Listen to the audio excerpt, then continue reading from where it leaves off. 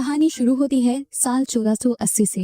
Romania के Prince व्लाड और उनकी वाइफ एलिजाबेथ के बारे में बताया जाता है, जो एक साथ हंसी खुशी जिंदगी गुजार रहे थे। व्लाड अपनी वाइफ से बेइंतहा प्यार करता था और आए दिन नए नए गिफ्ट्स भी देता था। आज भी वो एलिजाबेथ के लिए सोने से बना म्यूजिक बॉक्स लेकर आया था। ये लोग मिलकर एंजॉय ही कर रहे थे, लेकिन इनकी ये खुशी ज्यादा देर तक नहीं टिकती, क्योंकि प्रिंस को रात में खबर मिलती है कि मुल्क में जंग छिड़ गई है। हालात बहुत ज्यादा खराब हो गए थे, क्योंकि दुश्मन किले की दीवारों तक पहुंच गए थे। दुश्मनों से लड़ने की तैयारी करता हुआ व्लाड अपने लोगों को हुक्म देता है कि एलिजाबेथ को किसी महफूज महल में ले जाया जाए, और खुद महल छोड़ने से पहले वो पॉप से प्रे करवाता है कि एलिजाबेथ यानी उसकी वाइफ की हिफाजत की जिम्मेदारी गॉड की है। प्रिंस व्लाड अब जंग के लिए निकल गए थे, जबकि दूसरी तरफ प्रिंसेस किसी महफूज महल में जाने के लिए निकल गई थी। दिखाया गया कि जंगल से गुजरती हुई एलिजाबेथ घोड़े पर सवार थी और उसके साथ कुछ और सोल्जर्स भी थे, लेकिन दुश्मनों को पहले ही एलिजाबेथ के खुफिया रास्ते और महल के बारे में मालूम था। दुश्मन दरख्त के ऊपर छुपा बैठा था और इनके आते ही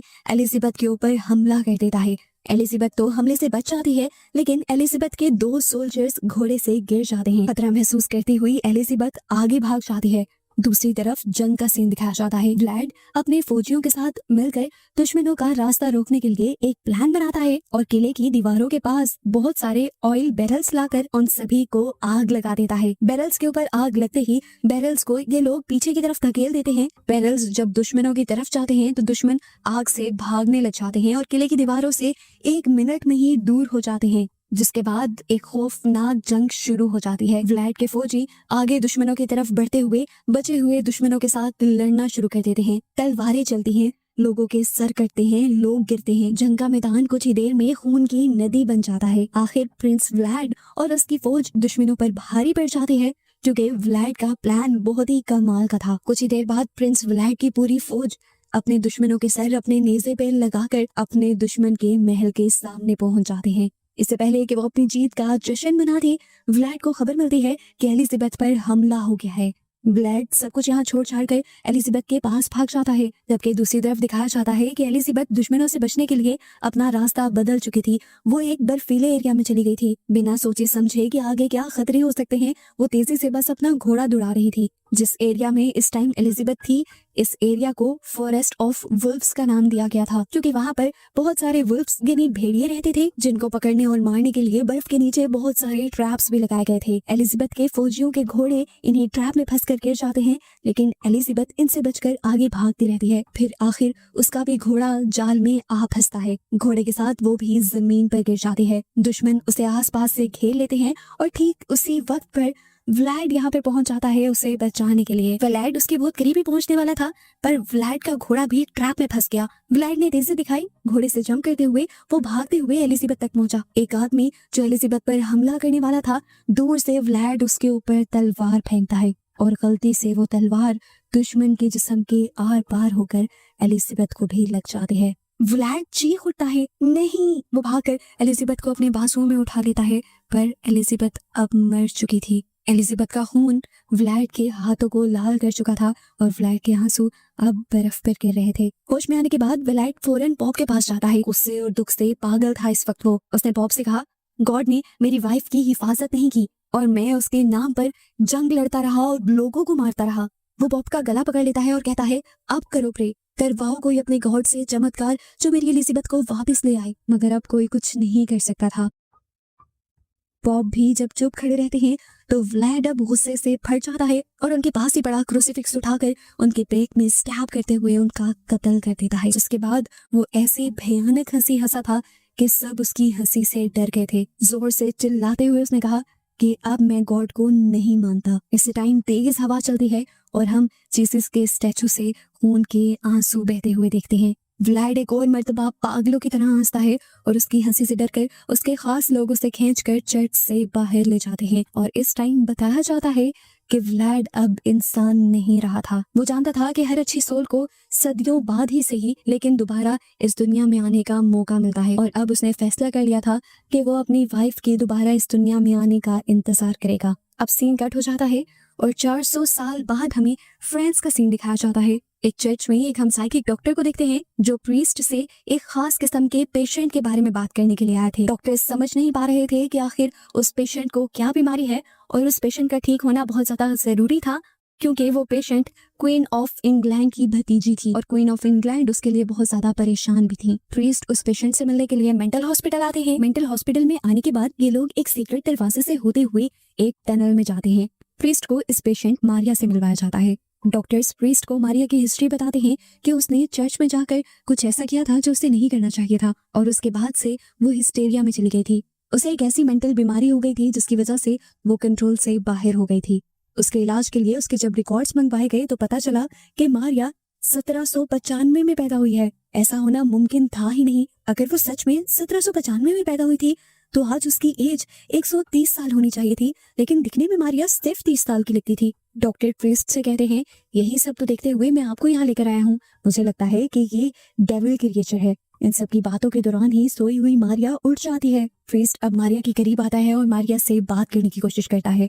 मारिया गुर्राती है तो प्रीस्ट उसके बड़े बड़े दांत देख लेते हैं और यहाँ प्रीस्ट को पता चल जाता है कि मारिया असल में एक वैम्पायर है। प्रीस्ट काफी ज्यादा एक्साइटेड हो चुके थे और वो बताते हैं कि ये पहली वैम्पायर है जो जिंदा पकड़ी गई है। डॉक्टर्स को प्रीस्ट की बात पर यकीन नहीं हो रहा था तो उन्हें यकीन दिलवाने के लिए प्रीस्ट विंडो खोल देते हैं और विंडो से आती हुई रोशनी मारिया की स्किन जला देती है। और ये बात तो हमें हमेशा से पता है कि सूरज की रोशनी में कभी भी वैम्पायर्स नहीं निकलते, उनकी स्किन जल जाती है और ये सबसे बड़ी निशानी थी वैम्पायर होने की। इसके बाद प्रीस्ट जब क्रूसीफिक्स मारिया के सामने लेकर आते हैं तो मारिया गुस्से से उस क्रूसीफिक्स को जला देती है। प्रीस्ट जबरदस्ती अब डॉक्टर के असिस्टेंट को पकड़कर उसकी हथेली काटते हुए उसके खून के चंद कतरे मारिया को पिला देते हैं ताकि मारिया थोड़ी कंट्रोल में आ जाए। खून पिलाते हुए ही प्रीस्ट ने नोटिस कर लिया था कि मारिया की गर्दन पर बाइट के निशान थे। इससे प्रीस्ट को पता चला कि मारिया पहले एक इंसान थी और उसे किसी वैम्पायर ने काट कर वैम्पायर बनाया है। प्रीस्ट डॉक्टर को बताते हैं कि चर्च अभी भी उस वैम्पायर की तलाश में है जो सब लोगों को वैम्पायर बना रहा है। ये सब सुनकर मारिया खुद बताती है कि हमारे मास्टर एक प्रिंस हैं जो अपनी प्रिंसेस की तलाश में है और वो अपनी प्रिंसेस को तलाश करते करते एक दिन यहाँ भी जरूर आएंगे। सीन कट होकर दूसरी तरफ हमें जोनाथन नाम के एक आदमी को दिखाया जाता है जो किसी दूसरे शहर में आया था। इस शहर में पता नहीं क्यों लोग आने से डरते थे। उसका कैरेज वाला भी आगे जाने से मना कर देता है और कहता है कि यहाँ पर भेड़िए राज करते हैं, मैं तो आगे नहीं जाने वाला। भेड़ियों से बचने के लिए वो उसे एक मिसाल दे देता है और उसका सामान भी वहीं फेंक देता है। इससे ज्यादा अजीब बात कि वो उसे क्रूसीफिक्स भी देता है। हालांकि भेड़ियों से बचने के लिए उसे किसी क्रूसीफिक्स की जरूरत नहीं थी। खैर जोनाथन अपनी मंजिल की तरफ पहुंच गया। उसे किसी महल के अंदर जाना था जिसके अंदर जाते ही एकदम से महल का पिछला दरवाजा खुद ब खुद बंद हो गया। अंदर जाने पर उसकी मुलाकात काउंट ड्रैकुला से होती है और ड्रैकुला अपने आप को प्रिंस व्लाड के नाम से इंट्रोड्यूस करवाते हैं। यानी ये ड्रैकुला वही प्रिंस व्लाड है जिसे हम 400 साल पहले देख चुके हैं। अब अगले सीन में हम ड्रैकुला और जोनाथन को खाने की टेबल पर देखते हैं। वो इस टाइम प्रिंस व्लाड के लिए कोई डील लेकर आया था, जानता नहीं था कि प्रिंस व्लाड एक ड्रैकुला है। वो जब बैग में से कुछ पेपर्स निकाल रहा होता है तो वही कार्ट वाले का दिया हुआ क्रूसीफिक्स उसके बैग से निकलकर नीचे गिर जाता है। क्रूसीफिक्स को देखते हुए ड्रैकुला उससे सवाल करते हैं, क्या तुम गॉड पर बिलीव रखते हो? जिस पर वो कहता है, अरे नहीं, ये तो मुझे किसी ने गिफ्ट किया था। ये कहकर वो तो काम पे लग जाता है और ड्रैकुला उसकी मसरूफियत का फायदा उठाते हुए उसके क्रूसीफिक्स को उठाते हुए आग में फेंक देता है। इसके बाद वो जोनाथन को उसका कमरा दिखा देता है और खास तौर पर उससे कहता है कि रात को इस कमरे से बाहर मत निकलना।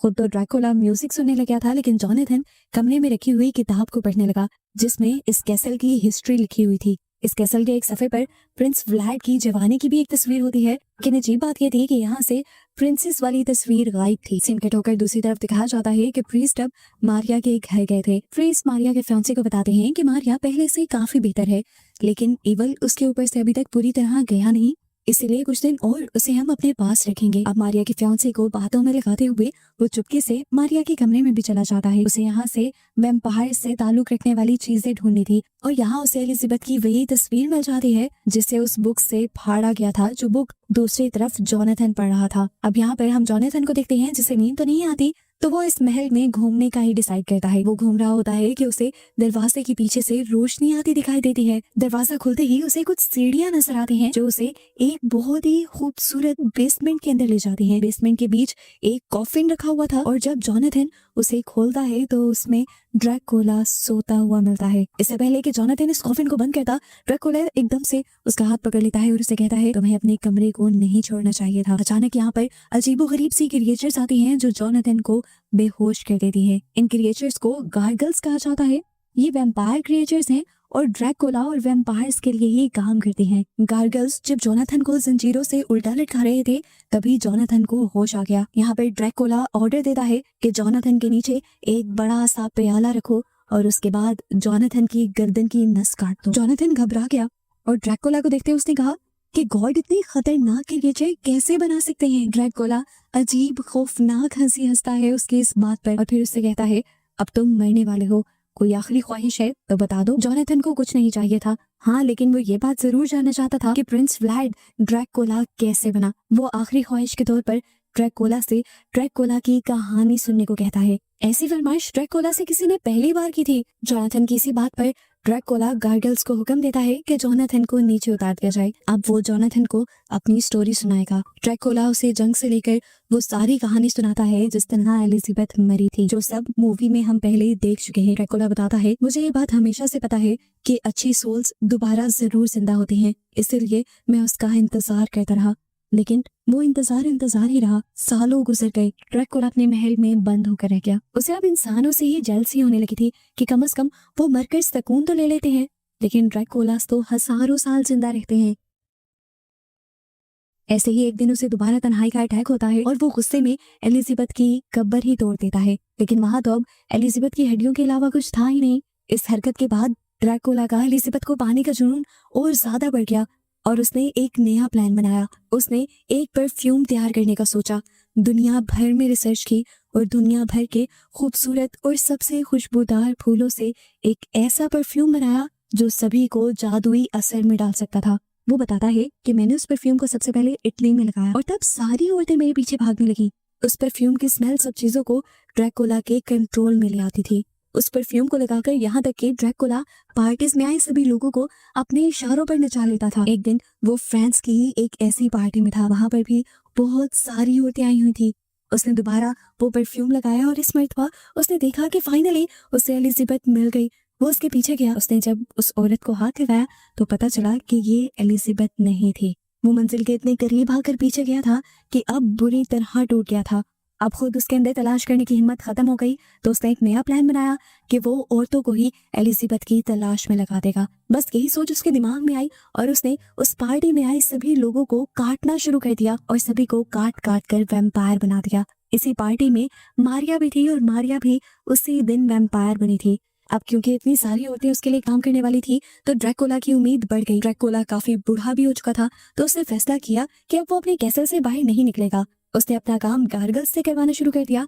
गार्गल्स उसके लिए बहुत सारी दौलत लाने लगे और इसी दौलत का इस्तेमाल उसने किया एलिजाबेथ को ढूंढवाने के लिए। जोनाथन ड्रैकुला से कहता है मैं समझ सकता हूँ आपकी मोहब्बत, प्यार ऐसा ही जुनूनी होता है। मुझे इसलिए पता है कि मैं भी अपनी फियांसी से बहुत ज्यादा प्यार करता हूँ। ये कहते हुए वो अपना लॉकेट ड्रैकुला को दिखाता है जिसमें उसकी फियांसी की पिक्चर थी। ड्रैकुला ने जैसे ही उस तस्वीर को देखा तो वो पागल हो गया, क्योंकि तस्वीर में दिखने वाली लड़की यानी जोनाथन की फियांसी ही असल में एलिजाबेथ थी, जिसका दोबारा जन्म हुआ था। यानी एलिजाबेथ दूसरी मर्तबा पैदा हुई थी जोनाथन की फियांसी की शक्ल में। जोनाथन को ड्रैकुला की बातें समझ नहीं आती और ड्रैकुला जोनाथन को प्यार करते हुए उसकी जान बख्श देता है, क्योंकि उसकी वजह से ही तो वो अपने सालों के बिछड़े हुए प्यार एलिजाबेथ से मिला है। अब क्योंकि उसकी तलाश खत्म हो गई थी तो उसे जल्दी जल्दी खूबसूरत बनना था और जल्दी से जवान होना था, जिसके लिए उसे बहुत सारे खून की जरूरत थी। वो सभी गार्गल्स को काम पे लगा देता है, जबकि हमें दोबारा पेरिस का सीन दिखाया जाता है जहाँ पर प्रीस्ट सभी लोगों को एलिजाबेथ की पिक्चर दिखाते हुए कहते हैं कि हमें ऐसी औरत ढूंढनी होगी। ड्रैकुला इस औरत की तलाश में है और हम ऐसी औरत को ढूंढते हुए ड्रैकुला तक पहुंच सकते हैं। प्रीस्ट बताते हैं कि ड्रैकुला असल में ड्रैकुला पैदा नहीं हुआ था, वो एक आम इंसान था, लेकिन उसने गॉड के साथ बहुत बुरा किया जिसकी वजह से उसके ऊपर कर्स आ गया और वो ड्रैकुला बन गया। प्रीस्ट बताते हैं कि उनकी होली बुक्स के मुताबिक अगर वो ड्रैकुला को मार दे तो उसके बनाए सभी वैम्पायर्स भी दोबारा से इंसान बन जाएंगे, और अगर ड्रैकुला चाहे और दिल से गॉड से माफी मांग ले तब भी गॉड उस कर्स को न सिर्फ ड्रैकुला के ऊपर से खत्म कर देंगे, बल्कि ड्रैकुला ने जिन जिन को वैम्पायर बनाया है उन सब पे से भी वो कर्स खत्म हो जाएगा। अब एलिजाबेथ की पिक्चर यहाँ पे खड़ा हुआ डॉक्टर का असिस्टेंट देखता है और कहता है अरे क्या कोइंसिडेंस है, बिल्कुल ऐसी ही शक्ल की एक औरत वेटिंग एरिया में आई है मारिया से मिलने के लिए। मारिया और वो लड़की बहुत अच्छे दोस्त थे और हमें पता है कि वो लड़की है जोनाथन की फियांसी। नेक्स्ट सीन में दिखाया जाता है कि ड्रैकुला एक फकीर का भेष बनाते हुए चर्च के अंदर घुस आता है। अंदर आते ही वो अपना वही जादुई परफ्यूम लगाता है जिसकी वजह से सारी नन्स उसके आगे पीछे पागल हो जाती हैं और वो आखिर सबका खून पीने लग जाता है क्योंकि उसे ज्यादा सा खून पीकर जवान जो होना था।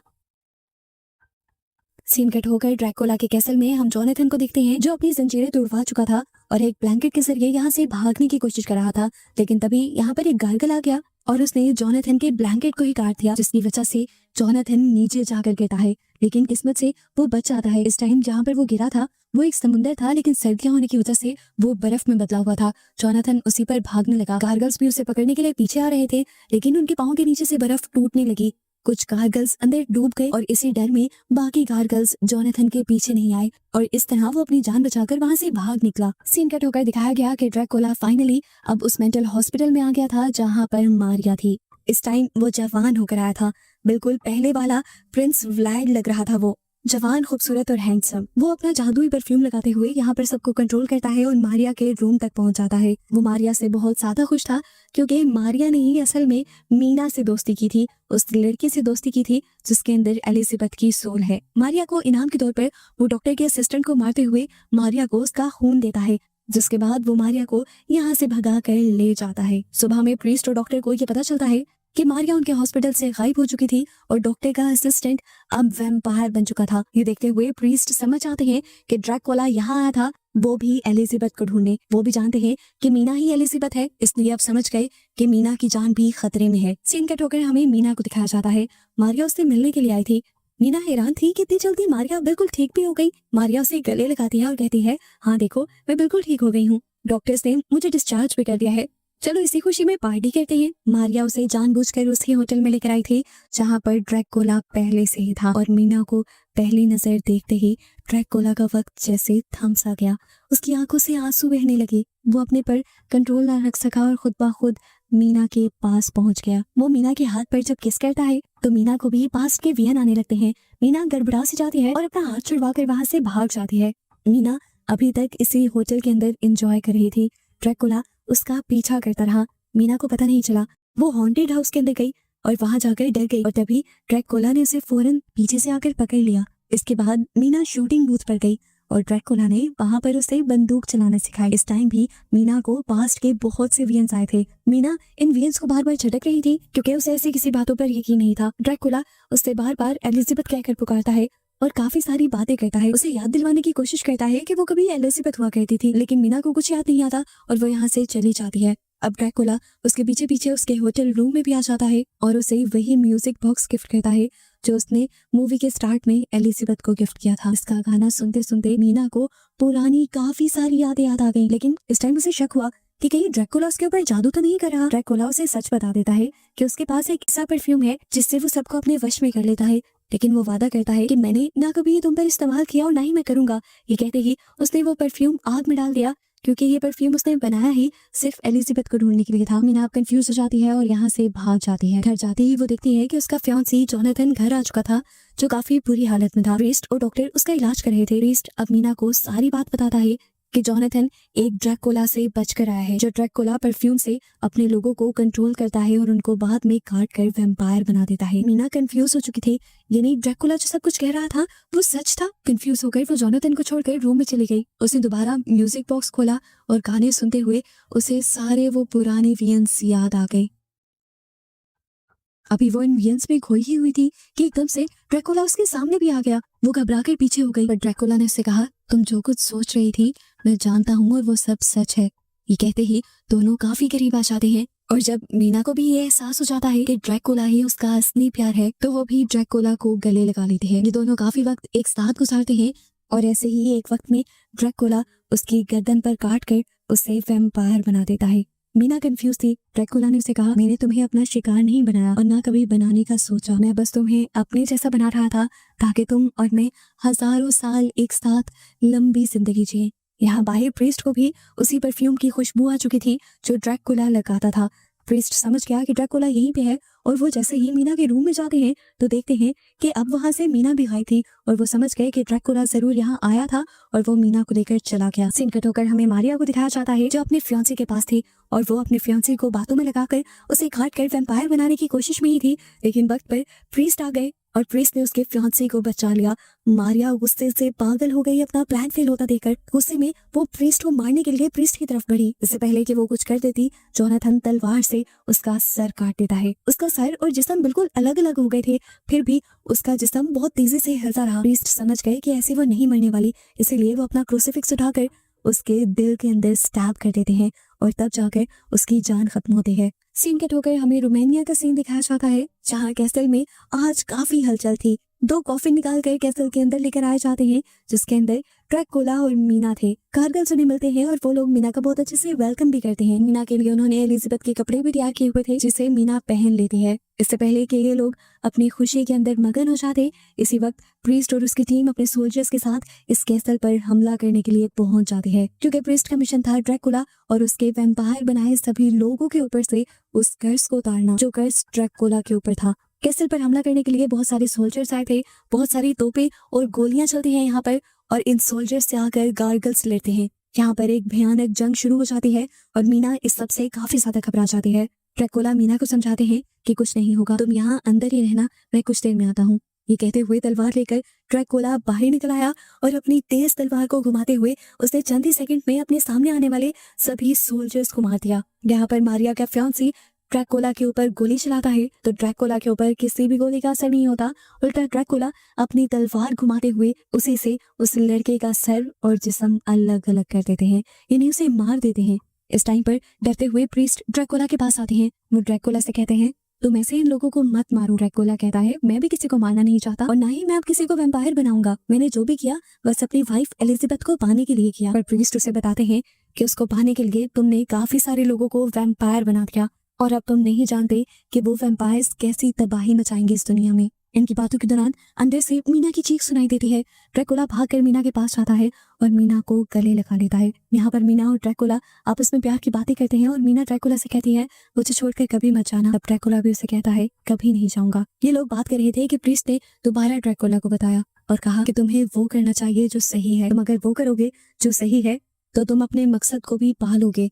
दूसरी दुनिया में तुम्हें तुम्हारी वाइफ एलिजाबेथ भी मिल जाएगी और यहाँ ये दुनिया भी सेफ रहेगी। ड्रैकुला इस टाइम प्रीस्ट की बात मानते हुए गॉड से माफी मांग लेते हैं और इसी टाइम फिर प्रीस्ट ड्रैकुला के दिल के अंदर अपना क्रूसीफिक्स स्टैब कर देता है। मीना कमरे के अंदर से जब ये सब देखती है तो टूट जाती है। वो खींचते हुए ड्रैकुला की बॉडी को अंदर ले आई। अपना प्यार मिलने के बाद वो इस तरह उससे जाता हुआ नहीं देख सकती थी। आखिरी मर्तबा ड्रैकुला ने उससे प्यार का इजहार किया और ड्रैकुला की बॉडी बूढ़ी होते होते राख में बदल गई और यहाँ से उड़ गई। मीना रोते रोते पागल हो गई और जोनाथन मीना को किसी दूसरे के लिए इस तरह रोते हुए देखकर टूट गया।